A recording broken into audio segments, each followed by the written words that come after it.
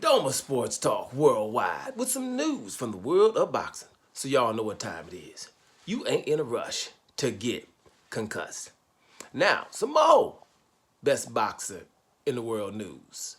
Well, let's talk one of the GOATs, one of the best ever, Floyd Money Mayweather, y'all. The Floyd Money Mayweather, like him or loathe him, is one of the baddest you've ever seen, right? American media always say, well, he's one of the best defensive fighters ever, even though offensively, he's one of the most accurate we've ever seen. Never been beat, never been in a close fight if you don't count the, Castillo fight, when his hand was messed up. That was a close one. Other than that, really not really close, because close is barn burner, don't know who's going to win at the end of the fight. That's what I mean by close. Split decision, da-da-da. No, it wasn't none of that. Floyd Mayweather dominated most of his damn fights. It's a damn shame. Ridiculous. We saw it too, which is good. It's just, did you fathom it? Did you digest it how you should have? Well, Floyd Money Mayweather has come out and said the best boxer in the world is Terence Crawford, period. You know what I'm saying? Now, I agree with him. Only one close is Alexander Usyk, because Alexander Usyk has done some really phenomenal things and went away to do them. He never fought at home. I just think Alexander Usyk should be mentioned. The other guys that's up there, Inoue, I always told you about him. He hasn't fought great competition yet. Plus, down in those lower divisions, there's not that many awesome fighters. But, Inoue should be mentioned, but I don't think he is in one of those top two or whatever. And then you got the Beterbieves, the Bivols of the world. Bivol, they just been in one division, right? Awesome. I think Bivol can go down and handle some business, but Canelo didn't want none of that work, so he didn't do that. Going up, I think maybe Beterbiev can probably hit cruiserweight. Bivol is going to be a little hard, so I don't know yet, because they haven't done it. So it's obviously, from the longevity of his work, Terence Bud Crawford. Floyd Mayweather puts a stamp on it, right? Seal of approval. Terence Bud Crawford is the best fighter in the world right now. I mean, some could say arguably, but not really. Just 1-1B with him and Alexander Usyk, in my opinion. Now, he's been doing things for a long time. People are attacking his resume, but when you're doing so, like I just did a video telling you all the guys who didn't want to fight him, but even the ones he just fought, if you're going to say all these guys are not good fighters or not great fighters, good for you. But it leaves none. Then you're going to really have to do your homework or at least come up with who he should have fought. Like when we're talking Canelo Alvarez, I can tell you here were other champions that were asking him to fight. These guys were also awesome. They were going to give him big money fights, give him legacy, and he didn't do it. And he just refuses. All great fighters. There's none of that with Crawford. Absolutely none. Right? None of that at all. The only one that people came with late was Boots Ennis. And Boots Ennis had the opportunity to fight him, right? Did. But there was some stipulations. He didn't do that. He wanted to be, he was down with Showtime and didn't want to fight, Bud Crawford at the time. He could have, right? And then when Bud was leaving, then we said, hey, you should go back and stay there and fight that fight that wasn't significant because Bud is trying at this particular time of his career, undisputed fights, big money fights, stuff like that. But other than that, Bud was around a whole long time. And there was nobody left that he was supposed to fight and should have fought and all that. Don't come up with none of those people because most of them had an opportunity and didn't. But that's another video. So, and now when it comes to this Canelo fight that's going to happen in September, check out the fear, of Bud doing that. I'm telling you, there's a lot of people who don't want him to fight Canelo because of the legacy that could be there. Now, we know that Canelo ain't trying to give nobody else no legacy when he don't have to, saying because he would have fought Demetrius Andrade for undisputed. But the problem there is Demetrius Andrade wins that fight and then he's undisputed. He could have fought Dimitri Bivol back at 168 pounds where there's no excuses of him going up. But if he does that, then you got Dimitri Bivol that's undisputed at 168 and then undisputed at 175. I can't pass that legacy on.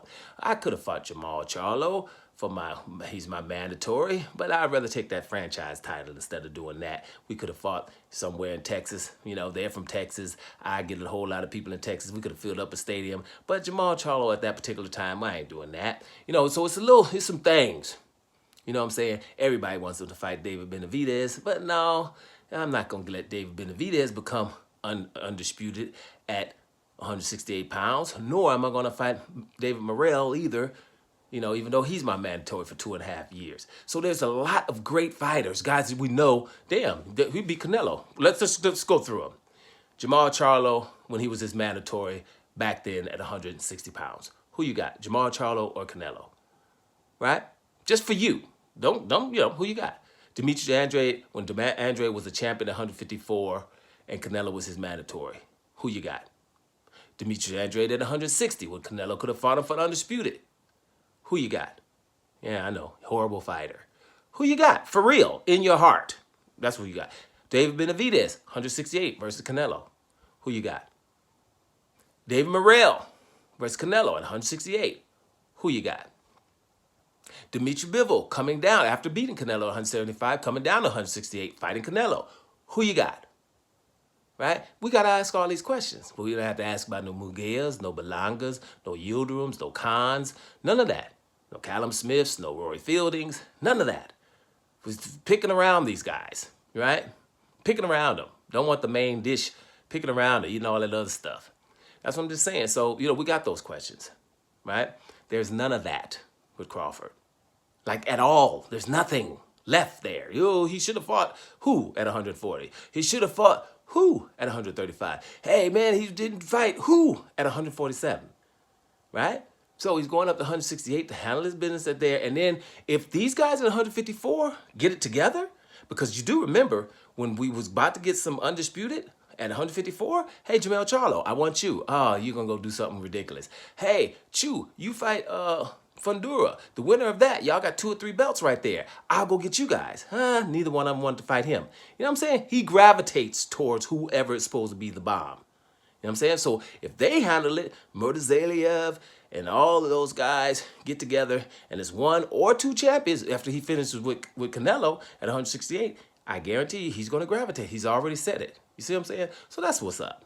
So at the end of the day, this guy is the baddest guy. I'm just saying, people are coming up with stuff. He's gaining weight wrong, even though we got into September. He's gaining weight wrong. He's doing it. He got time. He's just eating it on. He's not putting on muscle. Well, he's got to do what he's got to do. He's not doing it with dope. You know what I'm saying? Like most of the other guys y'all like. Some dope in between. Most of the guys that's been dope, we love him, right? He's probably doing it just the way he's going to do it. But let him just fight. Everybody should be thinking Canelo just going to destroy this guy. It's not really like that. This is a big, hard task going up here trying to mess with Canelo, who has an awesome chin and a whole bunch of skills, right? And hits very hard when he hits you. You know what I'm saying? So this is not easy. We're talking Canelo Alvarez here. Canelo is all that, right? But I don't like to be the people are not acknowledging their fear, right? Their fear of this guy going up. People coming in, he's gaining weight wrong for him not to do it. Oh, his resume is thin. Or, I remember articles from the Fox News of boxing. Hey, he should go up and he should fight David Morrell. He should fight Benavidez. He should fight Bivol. He should fight Beterbiev. And he should fight Pacheco. Imagine that. They're asking a 147-pounder to come up and do things Canelo won't do, right? At 168, Pacheco, David Morrell, David Benavidez. At 175, he should fight Bivol, and he should fight Beterbiev. This is what they're asking of Terence Crawford. Won't even ask it from Canelo. That's extreme fear, right? That's fear. Let the little guy go up and try to do this. This is Sugar Ray Leonard trying to mess with Donnie Lalonde.